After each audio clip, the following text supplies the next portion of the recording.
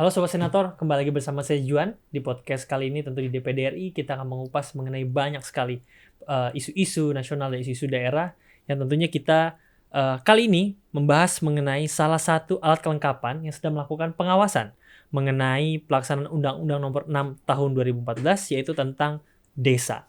Sobat Senator, desa ini merupakan wilayah yang cakupannya sangat luas di seluruh Indonesia, tetapi dalam implementasinya masih saja terdapat perubahan-perubahan, masih terdapat kompleksitas yang harus dibahas secara tuntas. Dan pada saat ini kita sudah bersama masternya dan juga kepakarannya mengenai Undang-Undang Desa. Dan tentu Sobat Senator kita sudah bersama Wakil Ketua DPD RI tahun 2017 sampai 2019, Bapak Ahmad Mukawam. Halo Bapak, apa kabarnya? Baik, Iwan. Assalamualaikum warahmatullahi wabarakatuh. Waalaikumsalam warahmatullahi wabarakatuh. Bapak, gimana kabar, sehat Pak? Alhamdulillah. Alhamdulillah. Aktivitas belakangan ini sedang fokus apa nih Pak? Kita ini nggak pernah antara air dan ikan dalam dunia politik itu selalu tidak pernah berhenti. Oke, Sepanjang masih ada air dan ikan, tentu masih ada politik di situ. betul. Masih selalu ibaratnya ya kesana kesini Pak ya, Ya. betul. Nah, selain itu Pak, kan tadi saya sempat menyinggung mengenai desa nih Pak. Pak Mukawam sendiri pandangannya mengenai Undang-Undang Desa ini seperti apa sih Pak?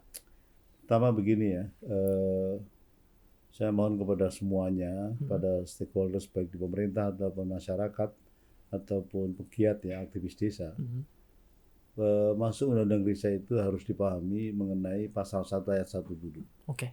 mengenai definisi itu sendiri. Karena pemahaman mengenai definisi di dalam ketentuan umum itu, jikalau kemudian dia tidak bisa memahami, maka kemudian dia tidak akan bisa secara tuntas, secara total bisa menganalisis, mengukur kemajuan atau tidaknya dari pembangunan desa itu sendiri. Oke. Jadi definisi itu menurut saya menjadi kata kunci untuk masuk pada pemikiran, kebijakan, visi, misi, program, kegiatan, penganggaran dan sebagainya itu adalah dari situ. Itu menjadi pintu masuk utama. Oke. Lalu yang kedua adalah mengenai ruang lingkup. Itu menjadi penting. Jadi ruang lingkup itu ada 4. 1 pemerintahan, yang kedua pemberdayaan, yang ketiga kemasyarakatan, yang keempat adalah apa yang kita sebut sebagai saya agak lupa ini pemberdayaan. Apa Pak? Ya. Oke. Ini ini catur tunggal ini. Karena itu kemudian kalau kemudian di dalam revisi Undang-Undang 3 2024 memasukkan unsur lain yang sifatnya sektoral, pendidikan dan pendidikan kemasyarakatan, saya kira itu akan mengurangi makna dari Undang-Undang Desa itu sendiri. Oke. Ini ya saya kira apakah ini disadari oleh pembuat undang-undang karena memasukkan satu unsur di dalam definisi ruang lingkup itu akan mempengaruhi pada keseluruhan. Oke. Sebaliknya juga kalau hanya satu indikator, satu sektor masuk, apa kemudian tidak akan menimbulkan penilaian, evaluasi, apresiasi dari sektor yang lain. Ini saya kira menjadi penting. Oke. Sehingga dalam melakukan revisi Undang-Undang Desa itu semestinya adalah pahami dulu mengenai filosofi, sosiologi, yuridis, dan jangan lupa konteks politik kita yang melingkupinya. Baik politik desa ataupun politik makro negara ini akan membawa desa itu kemana arahnya. Oke. Itu saya kira. Nah, Pak izin, berarti ini menarik Pak. Kan dalam perubahan Undang-Undang Desa ini kemarin sempat viral tuh Pak. Di depan gedung DPR tuh mereka demo masalah perpanjangan jabatan kepala desa menjadi 8 tahun. Nah, kalau dari perspektif Bapak Pak, kira-kira apa sih Pak sebenarnya dampak ini bagi kesejahteraan dan pembangunan di desa itu sendiri Pak? Pertama begini ya, sekali lagi ada 2 cara pandang, satu perspektif kualitatif, yang kedua perspektif kuantitatif. Baik. Nah, saya meletakkan kalau substansi kualitatif itu berdebat mengenai substansi, misi, visi dan lain-lain. Oke. Tapi kalau hanya berbicara mengenai pada aspek kuantitatif, mohon maaf ya, misalnya soal masa jabatan. Saya khawatir itu adalah karikatif. Oke. Saya khawatir kalau itu hanya politis. Saya khawatir kalau itu adalah kepentingan yang sifatnya elit desa. Saya khawatir kalau kemudian ini hanya menjadi bagian dari gula-gula politik menghadapi pemilu kemarin. Oke. Sehingga yang terjadi adalah saling menekan. Akibatnya apa? Kualifikasi dari undang-undang itu kemudian turun. Ini yang bahaya. Betul. Nah, dengan cara pandang seperti itu, maka kemudian apakah 6 menjadi 8 itu apakah menjadi pilihan atau menjadi diskursus utama? Saya kira tidak. Itu hanya kepentingan sifatnya sesaat, yang kemudian ketika sudah diputuskan ya, taruhlah saya posisinya ada posisi menyetujui itu. Oke. Ya dalam implementasinya hari ini masih berhadapan dengan beberapa regulasi-regulasi yang sifatnya misalnya adalah sifatnya lex specialis. Contoh Aceh. Mereka tidak mau langsung menelan dari revisi Undang-Undang 3 2024 itu. Kenapa? Di dalam konon mereka itu adalah di dalam peraturan daerah mereka, ya mereka tidak mau posisinya kemudian langsung dirubah menjadi 8 tahun. Ini satu contoh. Oke. Yang kedua, ada beberapa desa yang kemudian sudah pilkades, undang-undang dilahir, tetapi kemudian kepala desa yang lama diperpanjang, kepala desa yang baru yang terpilih itu bagaimana posisinya? Betul. Jadi banyak sekali kemudian berlimitan waktu yang ini berimplikasi pada pelaksanaan undang-undang desa itu sendiri. Nah, kalau kemudian yang normal misalnya adalah oke 6 tahun selesai, baru nggak ada soal. Ya. Untuk menyongsong yang kedua mengenai 8 tahun. Lalu yang keempat adalah hitungan 2 tahun, 2 periode itu dari mana? Karena ada 2 tolok ukur, 6 dan 8. Betul. Ini ada yang katakan bahwa saya kan baru 1 periode. Bahkan ada yang 0 periode kalau tolok ukurnya 8 tahun. Ya. Nah ini kan aneh. Jadi perlu ada satu justifikasi yang benar gitu yang menjadi pegangan dalam rangka apa? Dalam rangka melaksanakan undang-undang itu secara benar, bukan secara benar ya, tapi secara regulasi yang ada sekarang ini.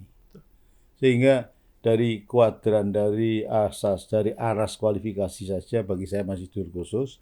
Kemudian dari sisi kuantifikasi, taruhlah ada legalitas yang dianggap benar, itu kemudian masih ada PR-PR dalam hal implementasinya.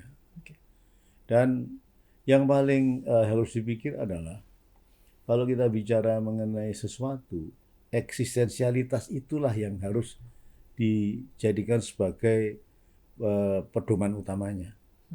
Bukan pada pelaksanaan fungsi, kewenangan, enggak. Tapi ketika eksistensialitas itu kemudian dia ada kontraksi, itu akan berimplikasi pada fungsi-fungsi yang lain itu. Nah, ini berarti kalau saya tarik nih Pak, berarti implikasinya kan dia akan kemana-mana. Kan tumpang tindih 6 dengan 8 tahun ini juga berkaitan juga dengan dana desa berarti kan Pak. Pengelolaan dana desa seperti apa, itu juga akan merupakan policy dari kepala desa. Nah, kemudian kalau menurut Bapak nih Pak, dalam hal pengelolaan dana desa, masih banyak sekali masalah, seperti saya lihat di berita-berita luas bahwa penyebabnya itu kurang edukasi terhadap pengelolaan dana desa. Menurut Bapak bagaimana sih Pak cara memastikan pengelolaan dana desa ini agar menjadi transparan dan menjadi akuntabel Pak? Jadi jangan menuduh bahwa kades, aparat desa itu menjadi sumber persoalan. Tetapi yang paling penting adalah satu, policy pusat itu maunya seperti apa sih dalam implementasi undang-undang desa. Kenapa masih banyak sekali instrumen-instrumen kementerian yang kemudian dia tidak menjadi satu kesatuan. Saya misalnya katakan ada Kemendes, ada Kementerian Keuangan, ada Kementerian Dalam Negeri, ada lagi misalnya adalah ada tadi Kemendes, Keuangan, Dalam Negeri, ada Bappenas, ada BPKP. Ini saya kira input faktor di tingkat pusat saja itu tidak menjadi satu rasa, fragmented di situ. Nah, kemudian yang kedua adalah instansi di tingkat pusat ini kan juga punya regulasi dan punya vertikalitas ke bawah. Nah kalau kemudian ke bawahnya dia tidak menjadi satu kesatuan, itu kan pasti akan membuat di tingkat provinsi, tingkat kabupaten, apalagi desa, itu kemudian bagaimana menerjemahkan, bagaimana melaksanakan menjadi satu kesatuan utuh dalam desa, itu kan menjadi problem di situ. Nah, lalu yang ketiga adalah, ada vertikalitas. Tapi apakah ada know-how, ada knowledge yang betul-betul bisa dijadikan sebagai pattern, pola dalam rangka pelaksanaan undang-undang desa. Jadi instansi pada horizon pusat, pada horizon tingkat provinsi, tingkat kabupaten, kota ini harus menjadi satu kesatuan. Nah sehingga saya tidak sepakat kalau kemudian bahwa ini semua hanya desa yang menanggung, itu tidak pada logika seperti itu. Itu pada tataran bagaimana policy, kebijakan, perundangan itu tetap dalam posisi berlaku secara teori balok besi, bukan secara teori balok es, yang dimana makin lama dia makin hilang seiring dengan adanya misalnya ada udara panas, itu nggak boleh. Nah, kemudian di dalam skala di manajemen grid grid managerial grid yang di tengah itu juga harus benar. Jadi artinya bahwa pusat tingkat 1, kemudian di tingkat basis, tingkat kabupaten dan kota, di kabupaten dan desa, ini harus juga ada pemahaman bahwa ini kerja nggak mudah. Betul. Karena sebuah perubahan itu ya, ini kan perubahan, ini kan new paradigm undang-undang desa ini, paradigma baru. Kalau kemudian dia tidak dilingkupi, dia tidak tidak diberikan satu tools untuk kemudian paradigma ini berjalan, ya baik itu regulasi, SDM, ya birokrasi, SOP, ruang lingkup secara benar, itu pasti akan terjadi displace di bawah. Jadi tanggung jawab siapa? Tanggung jawab sifatnya itu adalah multi structure di dalam birokrasi pemerintahan ini. Jadi di tingkat bawah pun juga harus berlaku tuturi handayani. Di tingkat manajemen pun juga harus ada namanya Engarso Sungtulo Ing Madya Mangun Karso. Di atas pun juga betul menjadi teladan. Kalau itu tidak terjadi maka boleh kita bicara 10 tahun itu, tapi faktanya di lapangan ya ada korupsi di dalam pelaksanaan undang-undang desa. Bukan korupsi ya, korusi loh ya. Korusi. Jadi korusi itu pengurangan dari substansi, pengurangan dari fungsi, pengurangan dari kebijakan, kemudian desorientasi dari asas misalnya. Ini terjadi semuanya. Sehingga tadi misalnya yang berkembang di Komite 1 ya misalnya adalah asas rekognisi. Rekognisi itu sekarang kan sudah agak mengurangi korupsi, tidak lagi 24 karat. Kemudian soal subsidiaritas juga sama, tidak lagi 24 karat. Padahal ketika undang-undang ini dibentuk, bahwa semua sepakat pintu masuk di dalam membangun desa, itu namanya musdes. Musdes yang dia adalah nature, tidak bottom up. Musdes yang tidak direkayasa oleh konsultan. Musdes yang tidak jahit ya. Karena kalau kita tahu di Jawa misalnya, itu ada beberapa APBDes itu dibikin dengan cara menjahitkan dengan orang lain. Jadi inilah yang saya kira perlu satu semangat bersama bahwa paradigma dalam membangun desa yang ada di dalam undang-undang desa itu juga harus lengkapi dengan tools ya, baik itu regulasi, SDM, know-how, knowledge dan lain-lain secara benar gitu. Nah, tadi saya menarik ini Pak, ada konsensus yang mengarah pada vertikalitas ya. Tadi Bapak sempat singgung bahwa mungkin nggak sih Pak kita mengimplementasikan model pembangunan desa secara hybrid, jadi menggabungkan pendekatan yang sifatnya top down dan juga bottom up atau desa membangun. Mungkin nggak sih Pak diimplementasikan Pak? Jadi sesuatu yang itu kan mesti gini, jangan kemudian secara diametral dihadapkan. Antara pemerintahan daerah dan pemerintahan desa dihadapkan. Mestinya diharmoniskan, dielaborasi. Basis undang-undang desa ini adalah bottom up, pemberdayaan. Tapi pemberdayaan dia tidak bisa mandiri berjalan tanpa ada pihak lain. Maka kalau saya ambil misalnya PNPM dulu mandiri ya, itu kan mixingnya bagus. Jadi mana pihak konsultan, harus ada bottom up proses, harus ada top down, yang kemudian mereka belajar bersama-sama, berproses bersama-sama. Oh ini loh, sebagian yang dibangun di desa itu ABCD itu jelas. Terstruktur ya Pak ya? Ya, jadi nggak boleh kita dihadapkan, karena pada akhirnya pada ujungnya itu adalah mau hybrid, mau kemudian self governance governing community, atau kemudian itu self governing community self governing. Saya kira itu menjadi satu kesatuan yang tidak bisa dipisahkan. Sehingga kalau cara pandangnya itu separatif, ini nggak akan ideal. Cara pandangnya mesti adalah holistik, strategis, harmonis. Nggak bisa kalau kemudian undang-undang desa itu dilihat dalam perspektif, oh enggak itu bagian dari pemerintahan daerah NC, nggak bisa. Kalau kemudian yang bottom up NC juga nggak bisa. Karena misalnya refleksi dari pasal 72. Nah, itu jelas. berbagai macam dinamika mengenai program, ya itu kemudian dikuantifikasi dalam pasal 72 itu jelas bahwa sumber keuangan desa itu apa. Itu kan satu model bagaimana penarikan kesimpulan program ke dalam pendekatan keuangan desa. Maka di situ ada namanya pendapatan asli desa, Ya. ada hibah, itu kan, ada ADD, ada DD, ada sumbangan pemerintah di atasnya, ya provinsi, kabupaten, kota. Yang ini merupakan satu akumulasi, merupakan satu proses yang sifatnya elaborasi dari inilah sebetulnya desa itu tidak dia mandiri dalam pengertian dia tidak bisa lepas dari fungsi lain. Jadi kalau bicara mengenai hybrid, top down, bottom up, nggak bisa mas, karena itu adalah keseluruhan itu menjadi satu kesatuan. Ya. Kenapa basisnya? Basisnya itu ada di situ, ada subsidiaritas. Basisnya cara pandang orang lain, pemerintah, terutama di atasnya, itu adalah rekognisi. Kenapa rekognisi ini panjang ceritanya?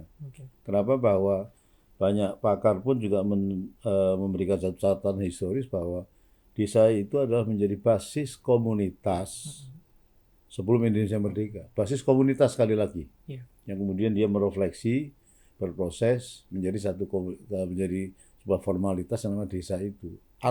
Ataupun kemudian namanya desa ataupun kampung atau di Sumatera Barat itu corong. Ada Banua, ada Kuwu di Jawa Barat dan sebagainya itu. Di Aceh ada kecil. Sehingga ada kampung kalau di sana. Sehingga perspektif kita ya boleh beda nama, tapi fungsinya sama gitu loh. Lah ini pun juga kadang-kadang masih diametralkan antara nama itu terlalu jauhnis misalnya. Nama ini terlalu uniformistis misalnya. Udahlah lupakan itu, bahwa yang dimaksud mau desa adat, pakraman, desa dinas, kemudian kampung, Banua, Kuwu, ya, kemudian dan sebagainya, itu adalah perspektif satu. Yang belum clear misalnya bukan belum clear, yang perlu lebih harus dipahami misalnya adalah antara Jorong dan Nagari. Itu kan menurut saya, bahasa saya ini, mungkin ada satu. Kalau Nagari itu adalah basis perspektifnya adalah adat, ya kan? Sedangkan Jorong itu masih ada formalitas. Maka kemudian di Sumatera Barat itu kemudian yang diutamakan, yang kemudian diperdakan itu adalah Nagari. Nah ketika Nagari maka kan pengambil mana? Desa itu setingkat dengan Nagari atau dengan Jorong. Jadi perspektif yang awal dibangun adalah bahwa Jorong itu adalah yang dikatakan setingkat dengan desa, bukan Nagari. Karena Nagari itu adalah batasnya bisa macam-macam, bisa antar desa. Dalam konteks adat ini, bisa antar kecamatan, bisa antar kabupaten, bisa antar provinsi, bahkan bisa antar negara. Saya lihat satu hal, misalnya kalau kita bicara mengenai Dayak, itu tidak hanya di Indonesia. Di Thailand ada, di Malaysia ada, di Vietnam ada, di Filipina ada. Nah, kalau kita bicara orang Melayu, di mana-mana ada. Kalau bicara orang Banjar, di mana-mana ada. Jadi ada Banjar yang ada di Riau, Banjar yang ada di Sulawesi, ada Banjar yang ada di Kalimantan, ada di Kalimantan Barat, ada semua. Sehingga basis paralaks dari sebuah adat itu menurut saya itu tidak bisa dijadikan sebagai tatanan formal, perspektif formal dalam mendefinisikan dia sebagai desa. Jadi paralaks seperti itulah yang mesti segera dibenahi, bahwa yang dimaksud ini adalah ini dan ini dan sebagainya, itu harus jelas. Nah ini menarik Pak, berarti banyak sekali insight yang kita dapatkan, dan terutama dalam pengelolaan desa dan juga perubahan di RUU Desa ini di nomor 3 tahun 2024. Tapi Pak, ada juga di salah satu revisinya itu membahas mengenai dana konservasi atau dana rehabilitasi itu Pak ya. Jadi sebenarnya bagaimana sih Pak seharusnya desa mengelola dana konservasi atau rehabilitasi tersebut Pak? Sekali lagi, sektoral, aspek sektoral. Ya. Tadi ditambah pendidikan dan pendidikan kemasyarakatan. Itu artinya bahwa APBDes harus diprioritaskan untuk itu. Ya. Apakah sektor lain juga akan tidak menuntut? Kalau kita bicara mengenai basis kepentingan kita kesejahteraan masyarakat, satu soal kesehatan, dua pendidikan, ya kan? Itu kan tidak bisa dihilangkan. Kalau kemudian hanya ditulis pendidikan kemasyarakatan, yang lain bagaimana? Belum lagi kalau kemudian kita menggunakan indeks pembangunan manusia IPM. Yang ditolak ukur itu kan dari aspek itu. Sehingga perspektifnya jangan dikombinasi secara keliru. Antara sektoral dan teritorial jangan dikombinasikan. Jadi tidak bisa ditolak ukuri. Kenapa? Desa itu tolak ukurnya jelas kok. 1, luasan wilayah. 2, jumlah penduduk. 3, tingkat kemiskinan. Lalu yang keempat, urusan geografis. Ini kan horizon pada desa tersebut yang berisi bukan sifatnya sektoral, tetapi adalah dia teritorial. Nah, ketika kemudian sektoral sifatnya itu sektoral masuk, ya nggak ketemu lagi. Jadi kalau di secara kultural itu ada antara soto dan soto. Soto itu enak dimakan, soto itu enak dirokok, soto itu tembakau. Dua-dua kalau dicampur nggak enak semua itu. Nabrak, Pak. Nggak ketemu. Nggak ketemu. Beda kalau kemudian tong sama seng, tong keras, seng keras, begitu dijadi satu jadi enak. Wah, mantap itu. Tong seng jadinya. Tong seng. Tuh. Itu cara pandangnya begitu. Jadi itu satu sektoritas. Lalu yang kedua tadi, itu kan sektoritas juga lain itu konservasi sumber daya alam itu. Ya, itu kan sektor yang ada di luar ruang 4 yang secara efektif mempengaruhi undang-undang desa. Keuangan, Kemendagri, Bappenas, Kemendes. Ya. Ini ruang lain ini. Jangan sampai kemudian itu berimplikasi kewajiban pada desa. Itu kan baru istilah bisa mendapatkan. Ya. Harus dilihat tesis lawannya. Bisa tidak mendapatkan itu. Bisa jadi ini cuma PHP ini. Atau PHK kan gitu kan. Harapan kosong kan gitu. Iya, kan? itu kosong. Itu bisa jadi seperti itu. Mana ada sekarang secara tren pembangun program dan anggaran ya. Mana mereka tidak saling defense itu. Coba lihat di DPR itu, defense semua, Pak. Semua ingin meningkatkan anggaran semua, Pak. Masa ini ada perintah seperti itu dengan cara mudah. Saya tadi juk di Komite 1 bahwa ayo kita kita lihat ini akan jalan nggak ke depan. Dan lagi-lagi kalau berimplikasi pada kewajiban pada desa, belajarlah pengalaman dari SDGs. Ini mohon maaf itu, peraturan Kementerian Desa itu kan kemudian mengelaborasi, kemudian memasukkan SDGs sebagai pembangunan dari desa. Oh, SDGs desa ya Pak ya? Loh iya. Benar. Padahal di dalam aturan internasional United Nations Habitat ini, lama saya ikuti ini, bahwa yang namanya SDGs itu menjadi kewajiban negara pemerintah. Itu ada di pusat. Iya. Iya kan? Karena misalnya di situ soal pada tataran mikro rumah tangga, pada tataran agak luas sedikit, misalnya soal air. Jadi di 2001 itu ketika masih namanya MDGs, ada persyaratan. Sebuah kota dikatakan sehat manakala 1, dia bisa memenuhi kebutuhan air baku. Baru air baku loh ya. Air baku, betul. Bukan air bersih loh ya, air baku. Ini 75% kota di Indonesia 2015 harus memenuhi itu. Faktanya bagaimana? Itu kepentingan negara, pusat, provinsi. Ya. Sampai sekarang belum jelas. Artinya bahwa sangat lambat pemenuhan kebutuhan MDGs yang pada waktu itu dilaksanakan, sehingga kemudian secara internasional disepakati diperpanjang menjadi SDGs itu, jadi sustainability kan. Nah, ketika SDGs itu kemudian masuk menjadi fungsi dari pemerintahan negara, itu kan menjadi kewenangan pusat. Tapi kenapa kemudian saya sangat keras gitu ya menolak adanya satu pemikiran, kebijakan, regulasi itu ya, yang kemudian masukkan SDGs itu bagian dari kewajiban desa. Ngehek lu kan gitu kan. Iya benar. Gila namanya ini. Betul, Pak. Jadi akhirnya kalah kabut. Wong yang untuk kepentingan yang 4 ini saja, pemerintahan, pembangunan, kemasyarakatan, pemberdayaan saja belum, masih putang panting, Iya. sudah memenuhi 18. SDGs desa itu poinnya banyak itu, Nah, Pak. 18. Ini kan pusing. Jadi Engar Sesung Tulodo itu jangan kemudian tidak berimpact pada soal policy, kebijakan, regulasi. Itu akhirnya kemudian apa yang terjadi adalah pura-pura semua jadinya nanti itu. Shadow pembangunan itu terjadi. Jadi yang kayak gini perlu dipurifikasi lagi oleh teman-teman DPD ya, oleh teman-teman DPR, bahwa yang menjadi kewajiban desa itu ya NC desa saja, jangan kemudian menjadikan itu kewajiban yang harus ditanggung oleh APBDes. Akhirnya kemudian APBDes sarutan nggak karu-karuan, pada akhirnya udah nggak efektif semua. Betul. Nah itu yang rusak desa siapa kalau gitu? Bukan orang desa. Yang bikin regulasi, yang tidak paham undang-undang desa, siapa dia? Ya bisa manajemen tingkat menengah, bisa di pusat, dan sebagian besar itu problemnya di pusat, bukan di tingkat 1, tingkat 2. Jadi implikasi kemana-mana, Pak ya, termasuk BUMDes juga jadi nggak efektif, betul kan? Jadi dana desa juga jadi nggak efektif, dan salah satunya tadi Jangan bicara BUMDes, ini bicara APBDes dulu. APBDes, BUMDes hal yang lain saya kira.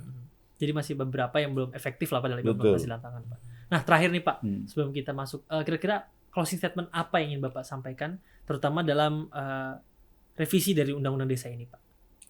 Pertama begini ya, harus ada revisi kembali secara konseptual, secara akademis, secara bening gitu ya, agar apa yang menjadi misong syakri dari desa, membangun desa, itu kemudian bisa menjadi betul-betul menjadi panduan bersama. Oke. Nah, karena itu kalau kemudian revisi itu dilakukan, maka dia harus makro, mengenali keseluruhan, tidak parsial-parsial. Sehingga itu perlu langkah. Ya, membangun kembali, merevisi, mendudukkan kembali desa. Oke lah, revisi itu mesti harus dilakukan lah, taruh misalnya seperti itu. Tapi juga harus yang objektif gitu. Scientific. Jangan kemudian mau saya ini walaupun tidak scientific harus dipenuhi, itu nggak boleh. Nah, lalu yang kedua, seiring dengan pemerintahan baru saya kira ya, ini Pak Prabowo kan jadi presiden ini ke depan. Jadi karena itu kalau mau berpihak pada desa sebetulnya berikanlah kebijakan, program, atensi yang betul-betul original, apa yang menjadi kepentingan masyarakat desa. Jangan shadow. Jadi mulai dari konsep sampai mengeksplain desa itu secara benar gitu.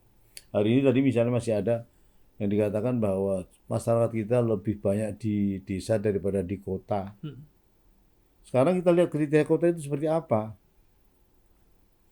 Kalau menurut kriteria Bappenas, kriteria dari badan yang lulusannya BPS ya, BPS, masyarakat kita itu udah 56% di perkotaan. Nah, ini kita belum bicara asbabun nuzul dan buruknya kota ya. Betul. Tapi kalau di luar negeri, beberapa referensi saya dapatkan, kota itu menjadi kota itu karena proses dia sendiri. Menjadi county, menjadi country, menjadi major, itu adalah natural. Jadi cuma ada standar kalau ini masyarakatnya ini, orientasi pada kehidupan seperti ini sudah masuk perkotaan. Jumlahnya sekian. Jadi ini ada pattern, ada part pedoman. Oh, kalau begitu makanya udah perkotaan. Pasnya kota. Kalau kita kan enggak. Orang menjadi di kota itu karena proses urbanisasi yang banyak sekali daya dorongnya. Tapi yang kemudian di kota tidak menjadi jawaban.